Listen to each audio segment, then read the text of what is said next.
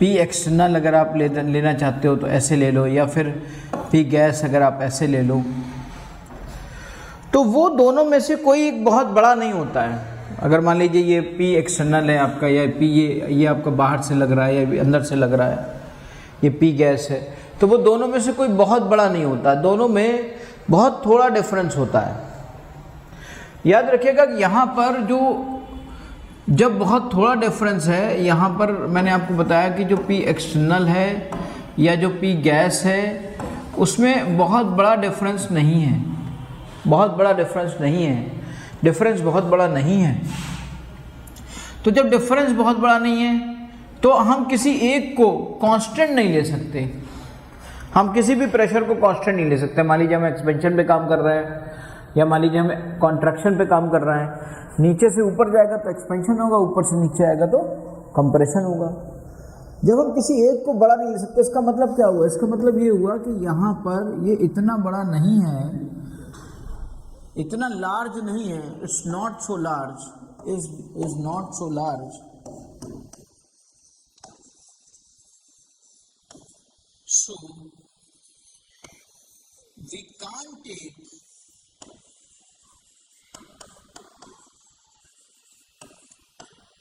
Pressure as a constant. और अगर हम प्रेशर को एज ए कांस्टेंट नहीं ले सकते ना बेटा, तो जो वर्क डन का एक्सप्रेशन होता है उस एक्सप्रेशन से प्रेशर को हम बाहर निकाल नहीं सकते। जैसे मान लीजिए मैं एक्सपेंशन में ले लूँ, किसी एक में ले लो, बाकी दूसरे में तो अपने आप ही आ जाएगा ना। मान लो ये है आपका dV है, अब V1 to V2 आप करते हो। अब आप सोचो कि यार ये प्रेशर इतना बड़ा ले लें हम, तो यहाँ जब भी कभी रिवर्सिबल प्रोसेस होगी तो प्रेशर को इतना बड़ा नहीं ले सकते आप कि उसको आप बाहर निकाल लो।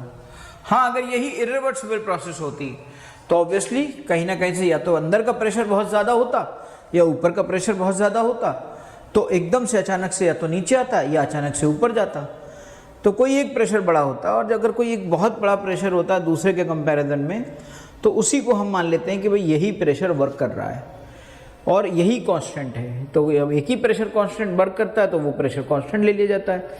यहाँ पर तो लगातार रिवर्सिबल प्रोसेस में आपका पिस्टन ऊपर नीचे होकर नीचे जा रहा है, या ऊपर नीचे होकर ऊपर आ रहा है। तो इस तरीके से इसको बाहर नहीं लिया जा सकता। तो जब बाहर नहीं लिया जा सकता, क्योंकि जब कांस्टेंट होता है तब बाहर जाता है, जब बाहर नहीं लिया जा सकता तो उसको फिर हमें इंटीग्रेट करना पड़ेगा। अगर हमें इंटीग्रेट करना पड़ेगा बेटा, तो एक तरीका होता है कि जिसमें ये dV या dx या जो भी हो उसी जैसा टर्म हमें एक रिलेशन में लाना पड़ता है। जैसे यहाँ v है ना, dV, तो यहाँ पर हमें p को ऐसे कन्वर्ट करना पड़ेगा कि v का टर्म आ जाए। तो हमें याद आया कि आइडियल गैस इक्वेशन अगर इस पे लगेगी तो ये PV इज इक्वल टू होगा nRT, यानी मैं P की जगह पे क्या लिख सकता हूँ? P की जगह पे लिख सकता हूँ मैं nRT अपॉन V। तो क्यों ना हम ऐसा करें कि इसको ऐसे एक्सपेंड कर दें कि W expansion is equal to minus, और इसकी जगह लिख दें nRT अपॉन V dV। अब देखिए इस वाले रिलेशन में आप ज़रा ध्यान से समझिएगा, इस वाले रिलेशन में नंबर ऑफ मोल्स कांस्टेंट है, R कांस्टेंट है, टेम्परेचर तो आइसोथर्मल प्रोसेस है तो कांस्टेंट है, पर V कांस्टेंट नहीं है। तो जो चीज़ें कांस्टेंट है उनको हमने बाहर ले लिया, nRT ये आपका कांस्टेंट वैल्यूज़ है, और अब जो वेरिएबल है वो आपके V है, ये V1 to V2, ये W एक्सपेंशन आता है। अब आपको मैं बताऊं कि अगर आप यहाँ पे ध्यान से देखें, integration of dx upon x, ये ln x कहलाता है भैया। ln x को हम log x on the base of e कहते हैं, और ln x को अगर log on the base of e कहते हैं बेटा, तो ज़रा ध्यान से आप देखिएगा कि यहाँ पर हम क्या कह सकते हैं इसे। और जब log on the base of e होता है ना, और उसको अगर हम 2.303 से मल्टीप्लाई कर दें तो वो log x on the base of 10 हो जाता है, जिसे नॉर्मली हम log x कहते हैं, जिसे नॉर्मली हम 2.303 log x कहते हैं बेटा। तो अगर इस वाले हम कॉन्सेप्ट को अपनाएं तो यहाँ पर इस तरीके से ये आएगा, सबसे पहले क्या आएगा, ये आएगा minus N R T l n V, और ये आएगा आपका V1 टू V2। फिर आप जानते हो l n V2 minus l n V1 है ना।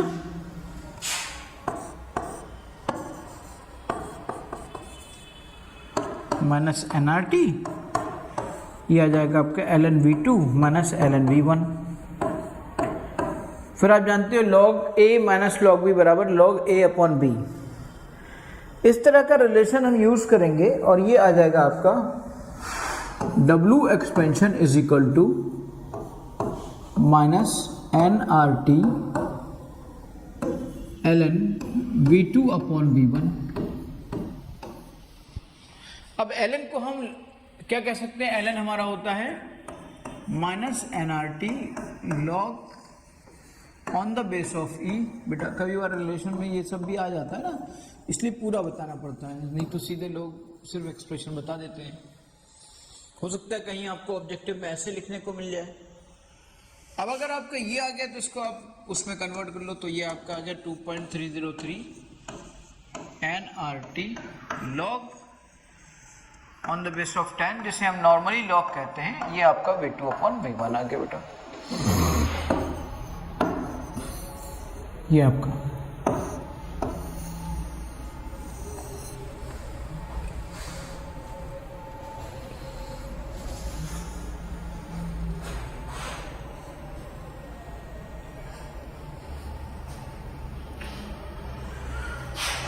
For the isothermal expansion,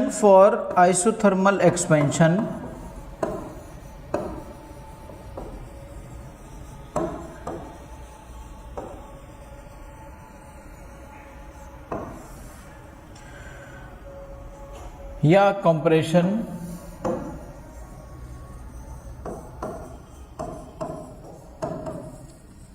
ये तो आपको पता ही है कि जब टेम्परेचर कांस्टेंट होता है तो फॉर्मूला P1 V1 बराबर V2 V2 लगता है।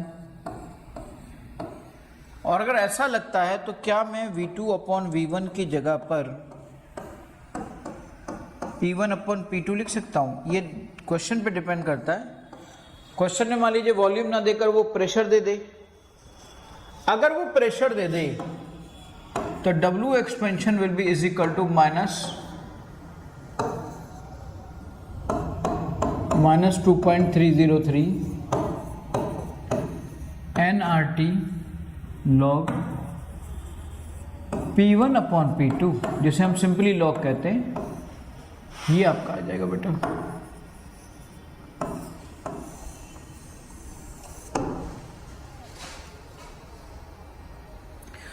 देख लीजिए, इसको अच्छे से समझ लीजिए, कहीं कोई कंफ्यूजन हो तो पूछ लीजिए।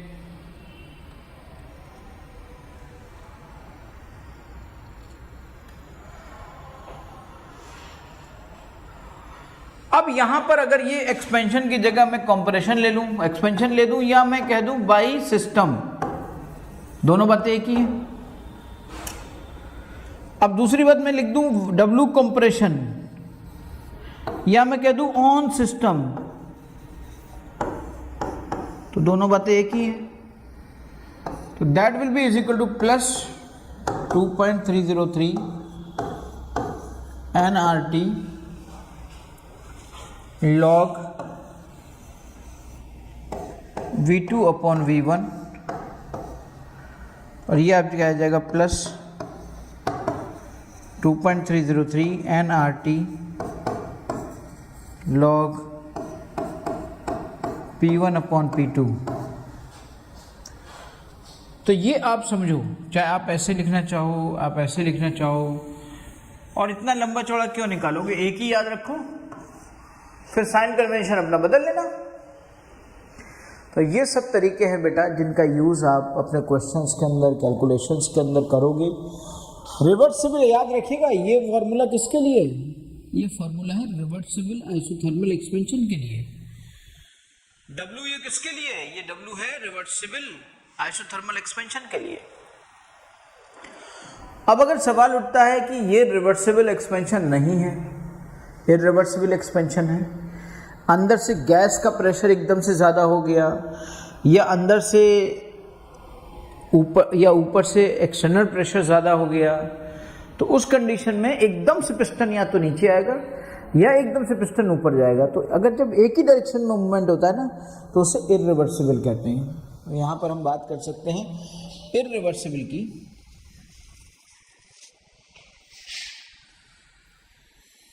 तो W इन आइसोथर्मल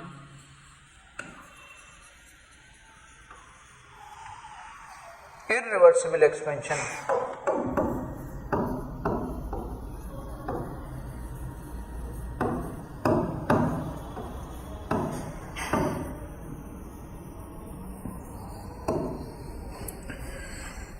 इससे इररिवर्सिबल में क्या होता है?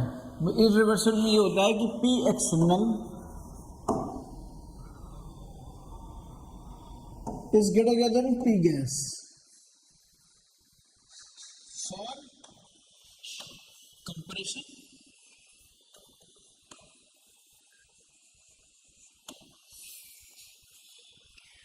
or P gas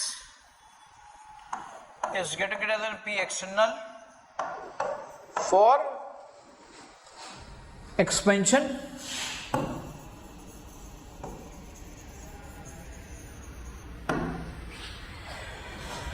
तो इसका मतलब ये हुआ कि हमारा ये जो रिलेशन था बी एक्सपेंशन मान लो is equal to minus P into D V V1 to V2।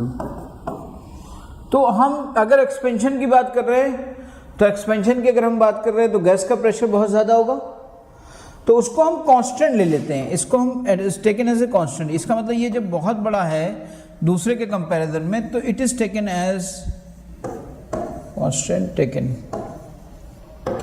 अगर इसे कांस्टेंट ले लेते हैं बेटा तो ये बाहर आ जाएगा, क्योंकि जो कांस्टेंट होता है वो अंदर नहीं रहता, उसको फिर वेरी करने की ज़रूरत नहीं है। और ऐसी सिचुएशन में ये आपका बन जाएगा minus P into delta V expansion. समझ गए? तो ये कौन सा एक्सपेंशन है? Isothermal irreversible expansion. ये वर्क डन जो है ये किसमें है? ये है work done in isothermal irreversible expansion. याद रखिएगा इररिवर्सिबल। ये आपका जो वर्क डन है ये वर्क डन इन रिवर्सिबल एक्सपेंशन है। तो ये आपका जो एक्सपेंशन आया ये एक्सपेंशन आपका आइसोथर्मल इररिवर्सिबल एक्सपेंशन, याद रखिएगा। अब अगर W इन आइसोथर्मल, ये बहुत महत्वपूर्ण वर्ड है, इररिवर्सिबल कंप्रेशन।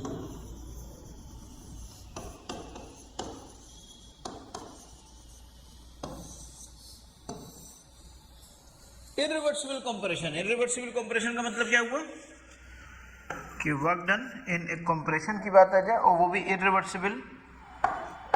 इररिवर्सिबल ऐसे लिख दो तो it will be plus P delta B.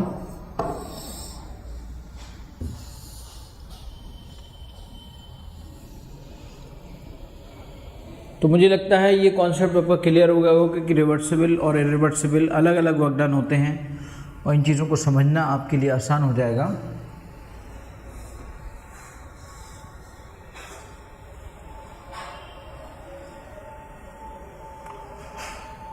चलिए अब हम बात करते हैं एडियाबेटिक प्रोसेस की। Adiabatic process first law.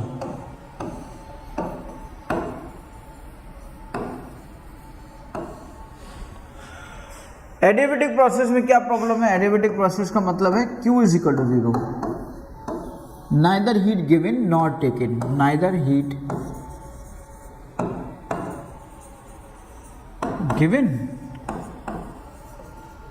Nor taken. ना तो हीट ली जाती है और ना ही ली जाती है। तो इसका मतलब ये हुआ कि Q plus W is equal to delta U। आप यहां की बात करें, ना तो हीट दी जाती है ना ही हीट ली जाती है, तो Q 0 अगर आपका आ गया तो W is equal to delta U बेटा।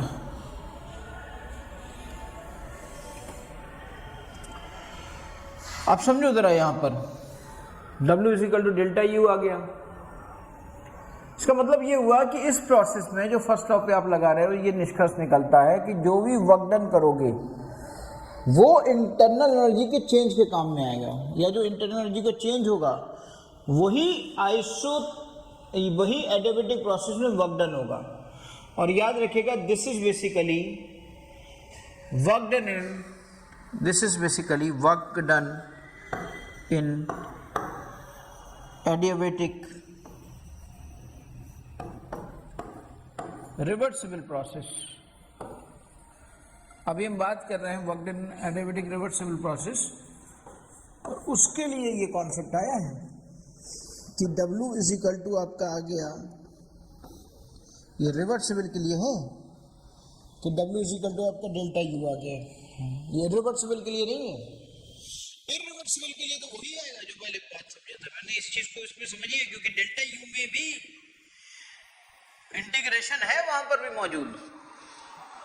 अगर मैं डेल्टा U की बिल्कुल डिफरेंशियल फॉर्म ले लूं ना, तो डिफरेंशियल फॉर्म डेल्टा U की ये होती है NCV डेल्टा T,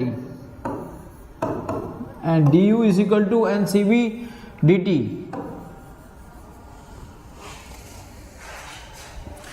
तो ये भी रिवर्सिबल प्रोसेस के लिए ये है, ध्यान रखिएगा इस बात का।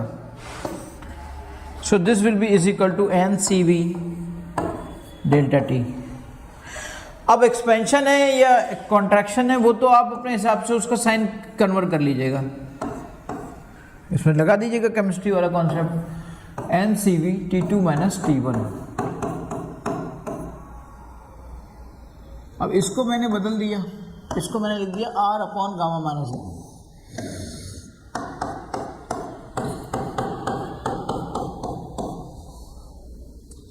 अब ये आपका क्या बन गया, ये बन गया आपका, या तो ये भी फॉर्मूला आपका आ गया W रिवर्सिबल, हो सकता है आप इसका यूज कर लो, हो सकता है आप इसका यूज कर लो, इनमें से आप कोई भी यूज कर सकते हो। ये डिपेंड करता है क्वेश्चन के ऊपर, ये डिपेंड करता है भाई कि आप ये यूज कर रहे हो या आप ये यूज कर रहे हो, ये डिपेंड करेगा क्वेश्चन के ऊपर।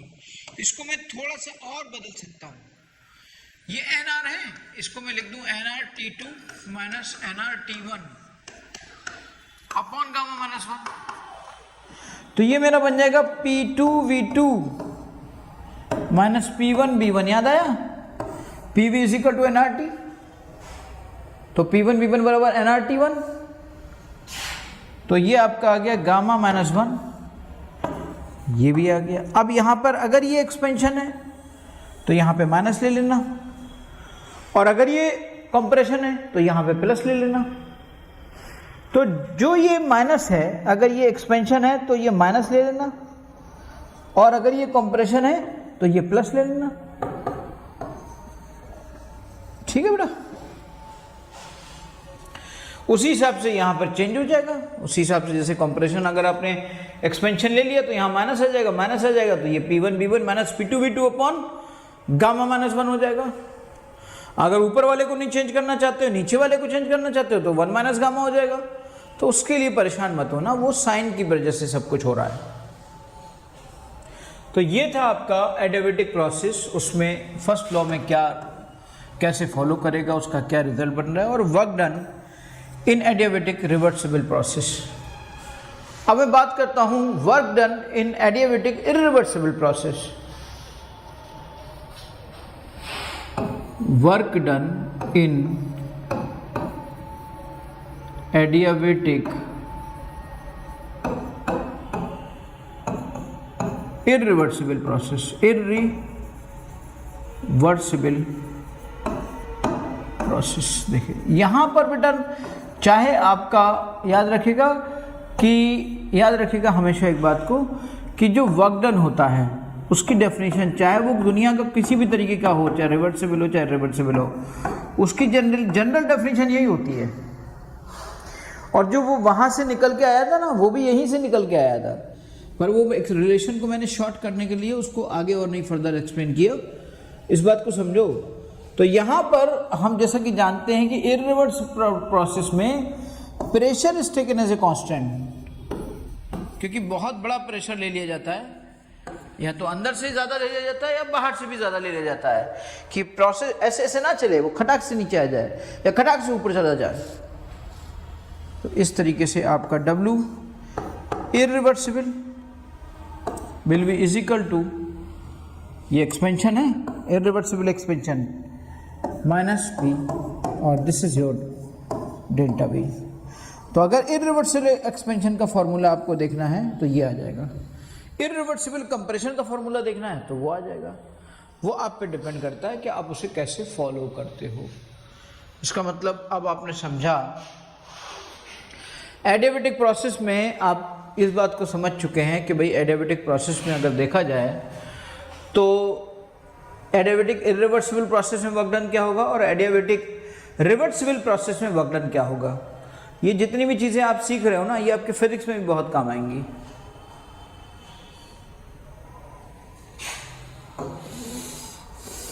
ये था आपका फर्स्ट लॉ आइसोथर्मल प्रोसेस पर और एडियाबेटिक प्रोसेस पर लग गया, और आइसोथर्मल रिवर्सिबल प्रोसेस भी हमने देख ली और एडियाबेटिक रिवर्सिबल प्रोसेस भी हमने देख ली। अब हम फर्स्ट लॉ ऑफ थर्मोडायनेमिक्स को अप्लाई करेंगे, first law of thermodynamics on cyclic process. First law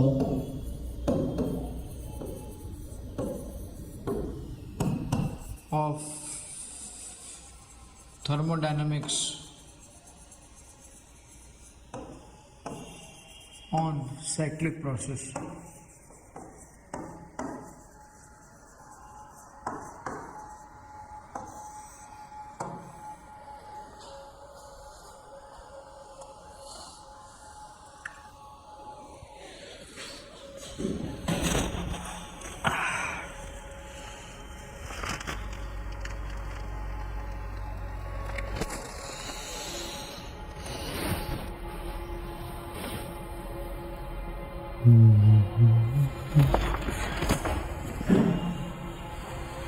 देखिए जरा, ये आपकी कोई भी साइक्लिक प्रोसेस हो अगर, तो साइक्लिक प्रोसेस में बेसिकली आपको क्या बताया गया था कि इंटरनल एनर्जी ज़ीरो होती है। अगर इंटरनल एनर्जी ज़ीरो हो गई तो इसका मतलब ये हुआ कि अगर मैं Q प्लस W की बात करूँ तो ये आपका डेल्टा U है, और ये आपका अगर ज़ीरो हो गया तो मैं यहाँ से कह सकता हूँ कि ये ज़ीरो हो गया अगर, तो Q plus W is equal to zero आया। तो यहाँ से Q is equal to minus W आप ले सकते हो, है ना। Q plus W is equal to zero, तो Q is equal to minus W आप ले सकते हो बेटा। सवाल उठा कि ये जो वर्क डन है, वर्क डन इन साइक्लिक प्रोसेस कैसे निकाला जाता है। तो मैं आपको बता दूं, साइक्लिक प्रोसेस जैसे कि मैंने आपको बताई थी कि साइक्लिक प्रोसेस आपकी क्लॉकवाइज होती है और एंटी क्लॉकवाइज होती है।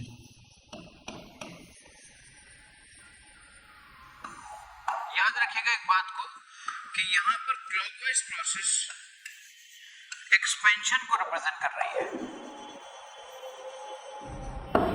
और एंटी क्लॉकवाइज प्रोसेस कंप्रेशन को रिप्रेजेंट कर रही है।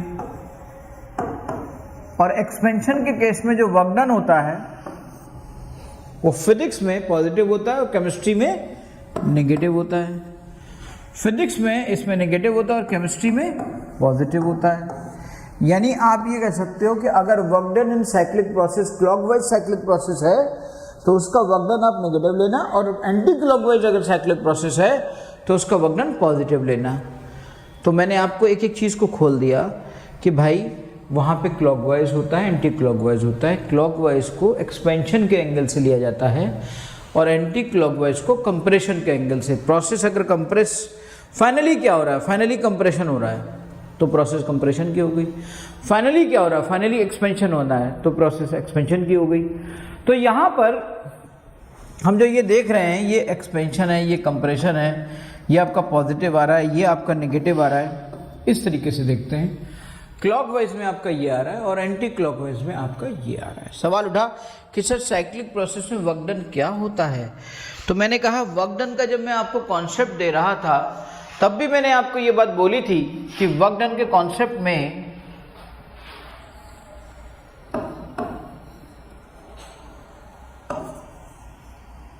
वर्क डन इन साइक्लिक प्रोसेस, याद होगा आपको। तो ये मैंने बोला था कि area enclosed bye PV curve, area enclosed मतलब जो पीवी कर्व बना है उस पीवी कर्व में पीवी कर्व जो भी एरिया आ जाए वो आपका एरिया साइक्लिक प्रोसेस का वर्क डन होगा। और अगर वो साइक्लिक प्रोसेस क्लॉकवाइज होगी तो नेगेटिव लेंगे क्योंकि वो एक्सपेंशन को रिप्रेजेंट कर रही है, और अगर वो एंटी क्लॉकवाइज हुई तो कंप्रेशन को रिप्रेजेंट कर रही है तो पॉजिटिव लेंगे। जैसे मान लीजिए अगर सपोज करिए यहाँ पर एक आपका बिल्कुल स्क्वायर की प्रोसेस होती और ये स्क्वायर आपका बन रहा था, तो जो स्क्वायर का एरिया था ना, इनको मल्टीप्लाई करके ये जो एरिया निकालते हैं, अब एरिया एनक्लोज लिखा है मैंने पीवी कर्व। और याद रखिएगा अगर किसी और कर्व में दिया, जैसे पीवी कर्व की जगह वीटी कर्व दिया है, टीपी कर्व दिया है, तो आपको पहले उस कर्व को पीवी कर्व में कन्वर्ट करना पड़ेगा और ये देखना पड़ेगा कि अब डायग्राम आपको क्या मिला, कौन सा स्ट्रक्चर, कौन सी ज्योमेट्री आपको मिली, कौन सा शेप मिला आपको, और उस शेप का जो एरिया होगा वही वर्क डन होगा। पीवी कर्व याद रखिएगा, PV curve, specially PV curve.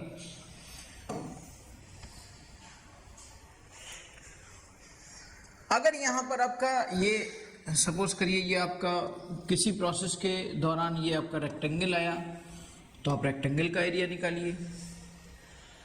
ये रेक्टेंगल का एरिया अगर आपका आता है तो ये रेक्टेंगल का एरिया आप निकालिए। रेक्टेंगल का एरिया के बारे में आप जानते ही हो कि लेंथ इनटू ब्रेड्थ है ना। अगर कहीं पर आपको मान लीजिए स्क्वायर मिल जाए, ये आपका सर्कल मिल जाए और पीवी कर्व में इस तरीके से ये रिप्रेजेंट हो रहा है, तो फिर ये वाला एरिया निकालिए। और इसका भी आप एरिया जानते हो कि यहाँ पे एरिया जो बनेगा वो बनेगा, सर्कल का एरिया क्या होता है, सर्कल पाई आर स्क्वायर होता है। लेकिन यहाँ एक खास बात ध्यान रखने की ज़रूरत है, क्या, बहुत स्पेशल पॉइंट बताने जा रहा हूँ आपको। नॉर्मली लोग पाई आर स्क्वायर करेंगे, लेकिन अगर आपने पाई आर स्क्वायर में उसने पाई आर स्क्वायर सिंपली ऑप्शन में दिया तब तो कोई बात नहीं है। लेकिन अगर उसने ऑप्शन में दे दिया कि पाई आर पी स्क्वायर, या दूसरा उसने ऑप्शन दे दिया पाई आर वी स्क्वायर, तीसरा ऑप्शन उसने दे दिया pi R P into R V, और चौथा ऑप्शन दे दिया उसने नन, और आपको याद था पाई आर स्क्वायर, तो आपने कह दिया भैया ये लगा दूं। लेकिन समझो ज़रा, ये दोनों ही गलत हो जाएंगे, यहाँ पे ये सही होगा। ऐसा क्यों? ऐसा इसलिए क्योंकि जब आप ये सर्कल बनाओगे और ये P है, ये आपका V है, तो ये पॉइंट है, ये आएगा और ये पॉइंट आएगा, ये रेडियस है दोनों। अब ये रेडियस किसकी आएगी? ये रेडियस तो P की यानी RP आ रही है ना, और ये रेडियस इसकी V की आ रही है यानी ये RV आ रही है। तो वैसे न्यूमेरिकली आप देखोगे तो न्यूमेरिकल वैल्यूज आपकी सभी बराबर होंगी, क्योंकि RP और RV की वैल्यू बराबर होती है। पर यूनिट वाइज अगर वर्क डन के यूनिट की हम बात करें, अगर तुमने ये कर दिया तो ये न्यूमेरिकली जो होगा ना, न्यूमेरिकली अब मैं इसको डिटेल करता हूं। न्यूमेरिकली पाई आर पी स्क्वायर और पाई आर वी स्क्वायर सब बराबर है, पाई आर बी सब बराबर है, क्योंकि आर बी के बराबर होता है ना। न्यूमेरिकली आर बी के बराबर होता है, रेडियस होती है सबकी बराबर। पर डायमेंशनली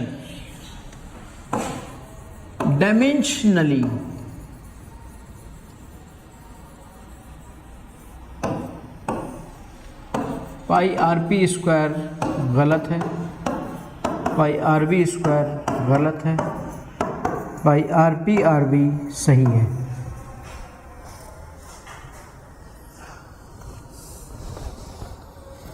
समझ गए?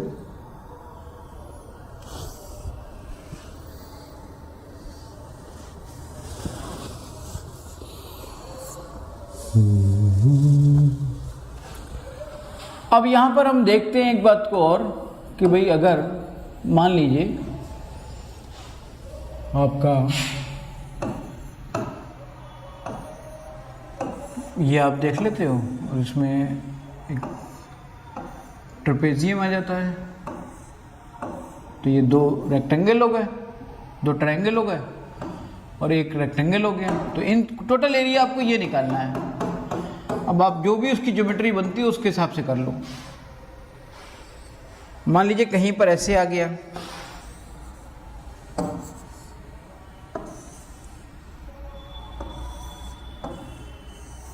मान लीजिए ऐसी प्रोसेस आ जाए, तो जो पीवी कर्व में एरिया एनक्लोज है ना, ये आपको पूरा लेना है। ये अब पूरा आपको लेना है तो उसके लिए क्या करोगे, इसको दो टुकड़ों में बांट दो। ये देखो आपको हाफ सर्कल दिख रहा है, तो इसका एरिया अलग निकाल दो, फिर इसका एरिया अलग निकाल दो, इसका A1 निकाल दो, इसका A2 निकाल दो, फिर ओवरऑल एरिया निकाल दो। अब ये प्रोसेस कैसी हो रही है, मान लीजिए ये प्रोसेस आपके ऐसे क्लॉकवाइज है, तो ये क्लॉकवाइज प्रोसेस हो गई। क्लॉकवाइज प्रोसेस होगी तो क्लॉकवाइज में जो साइन लोगे वो कैसा लोगे, नेगेटिव केमिस्ट्री के हिसाब से। फिजिक्स के हिसाब से ये पॉजिटिव होगा बेटा। मान लो ये प्रोसेस ऐसे चल रही हो, ये इसकी डायरेक्शन ऐसे हो,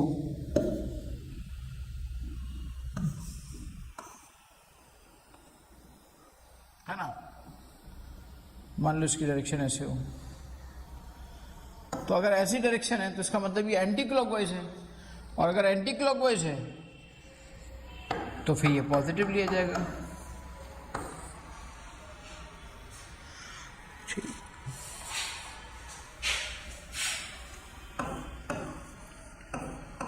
तो इस तरीके से आपने वर्क डन सभी में निकाल लिया बेटा कि कहाँ पे किस तरह का वर्क डन पॉसिबल है और किस तरह की सिचुएशंस आपके सामने आ सकती हैं।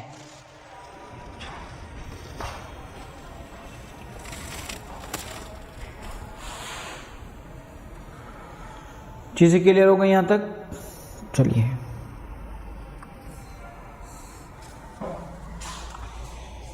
कई बार अब जैसे हम थर्मोडायनेमिक्स का जो पहला पोर्शन था वो कंप्लीट करने जा रहे हैं, तो कई बार हम इस बात को समझते हैं कि कभी कभी क्वेश्चन में कैलोरीमेट्री का भी कुछ यूज हो जाता है। कभी कभी क्वेश्चन में कैलोरीमेट्री का यूज हो जाता है बेटा। कैलोरीमेट्री में कैसे यूज करते हैं, कैलोरीमेट्री का बेसिकली किस तरह से यूज होता है, लेट्स सी। जैसे कि इसके बाद फिर मैं कुछ क्वेश्चन भी देखूंगा। कैलोरीमेट्री का ऐसे यूज होता है, मान लीजिए ये फिजिक्स का पार्ट है तो मुझे कुछ ज़्यादा बताने की ज़रूरत नहीं है, लेकिन हाँ मैं इतना ज़रूर जानता हूँ कि अगर कोई चीज़ किसी एक टेम्परेचर से दूसरे टेम्परेचर पे जाती है तो जो हीट का वो है that is equal to ms delta theta. Temperature आपका यहाँ पे delta theta is equal to θ2 minus θ1 होती है, जहाँ पर आपका ms के बारे में आप जानते हो स्पेसिफिक हीट होती है। तो heat required to convert temperature from θ1 to θ2 that is equal to Q is equal to ms delta theta. अगर यहाँ पर कोई फेज चेंज हो रहा हो, मान लीजिए ये आपकी एक स्टेप में ये हुआ, दूसरे स्टेप में ये फेज चेंज हो रहा है। अगर फेज चेंज हो रहा है तो फिर टेम्परेचर फेज चेंज पे नहीं बदलेगा। ड्यूरिंग फेज चेंज टेम्परेचर नहीं बदलेगा और वहाँ पे एक हीट यूज आएगी जिसे हम कहेंगे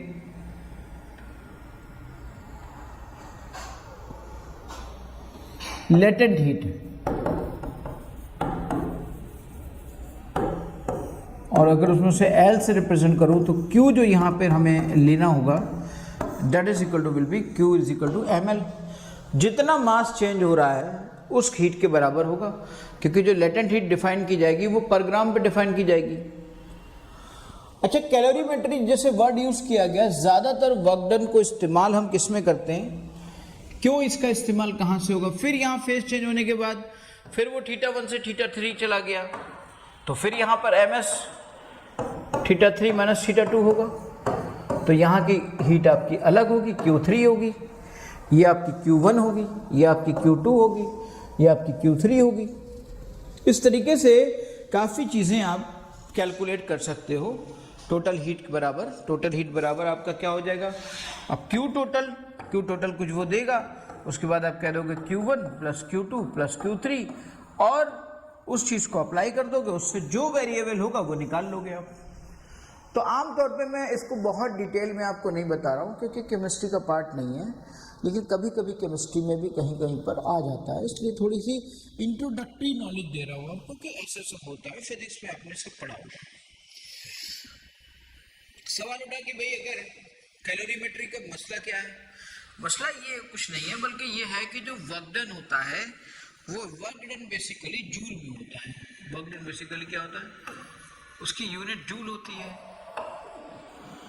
ये जूल जो उसकी यूनिट होती है ना, ये होती है MKS, और इसी को हम SI भी ये होती है। इसकी एक यूनिट और होती है कि लीटर एटमॉस्फेयर, कहीं कहीं पर सिर्फ लीटर एटमॉस्फेयर लिखा हो तो वो भी समझ लेना तुम कि यही है। और इसकी एक यूनिट जो और प्रचलित है सबसे ज़्यादा, जो हम कहीं पर भी कैलोरी में चले जाते हैं, कैलोरीफिक वैल्यू के बारे में बात करते हैं, कैलोरी की बात करते हैं, अरे भाई इतनी कैलोरी ले ली, उतनी कैलोरी ले ली, तो कैलोरी सबसे ज़्यादा फेमस है हमारी लाइफ में। कैलोरी जो है सबसे ज़्यादा फेमस है, तो आपको बताऊँ 1 calorie is equal to 4.18 joule होता है बेटा। अच्छा, एक जूल जो होता है ना, that is basically that can be converted into अर्ग, वो अर्ग में कन्वर्ट हो सकता है। एंड 1 जूल जो होता है बेटा वो होता है 10⁻⁷ अर्ग। अब इसी तरीके से 1 जूल जो होता है ना, वो लीटर एटमॉस्फेयर में भी कन्वर्ट किया जा सकता है, उसको भी आप देख सकते हो। तो कहीं ना कहीं ये सब चीज़ें आपस में एक रिलेशन रखती हैं और इनका यूज़ किया जाता है। ख़ास तौर से कोई कह दे आपसे इतना अमाउंट जूल में आ रहा है, बताइए इसकी वैल्यू कैलोरी में कितनी होगी, तो आप उसको डिवाइड कर देना 4.18 से, तो आपको कैलोरी में मिल जाएगा।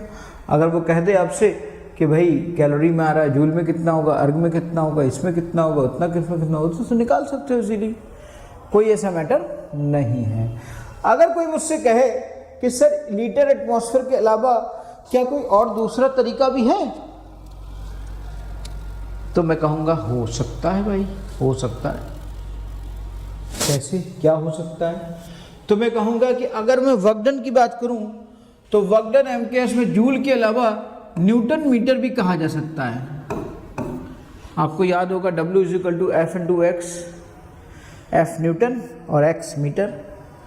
आपको याद होगा W = PV, P atmosphere, V litre. आपको याद होगा कि न्यूटन मीटर से ये जूल निकलता था और उसके बाद इस जूल को हम कैलोरी में कन्वर्ट करते थे। तो सारी एनर्जी के यूनिट्स भी हमें पता होने चाहिए और उनका कन्वर्जन भी पता होना चाहिए, ताकि क्वेश्चंस में हम उन चीज़ों को अप्लाई कर सके और उन चीज़ों को निकाल सके। ये कैलोरीमेट्री का यूज़ आपके यहाँ पर आ सकता है। अब अभी तक हमने जितनी भी थर्मोडायनेमिक्स पढ़ी है, इस थर्मोडायनेमिक्स पे बेस्ड क्वेश्चन देखेंगे, फिर इस थर्मोडायनेमिक्स से थर्मोकेमिस्ट्री किस तरह से डेवलप होती है उसके बारे में हम थोड़ा सा आइडिया ले चुके हैं। हम एंथैल्पी की बात कर चुके हैं, अब हम बात करेंगे एंथैल्पी ऑफ रिएक्शन की, ताकि वो थर्मोकेमिस्ट्री से बात रिलेटेड हो जाए। ओके बेटा।